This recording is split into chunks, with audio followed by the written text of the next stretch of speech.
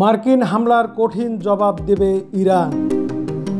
ইরানের পারমাণবিক স্থাপনায় যুক্তরাষ্ট্রের হামলার কঠিন জবাব দেওয়ার হুঁশিয়ারি দিয়েছেন ইরানের সেনাবাহিনীর সর্বাধিনায়ক মেজর জেনারেল আমির হাতামি।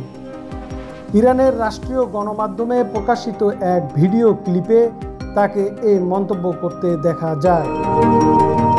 মেজর জেনারেল আমির হাতামি বলেন, আমাদের ইতিহাসে আমরা বহুবার আমেরিকার মুখোমুখি হয়েছি। যখনই তারা আমাদের দিকে আসার চেষ্টা করেছে তখনই তারা কঠিন জবাব পেয়েছে। দৃঢ়তার সঙ্গে সেনাবাহিনীর সর্বাধিনায়ক যোগ করেন, আমরা যুদ্ধ করব, আমরা শান্তির জন্য যুদ্ধ করব। আমাদের অনেক শহীদ হয়েছে, কিন্তু আমরা শক্তি ও সাহসের সঙ্গে লড়াই করব। আপনারা আমাদের শক্তির বিষয়ে নিশ্চিত থাকবেন।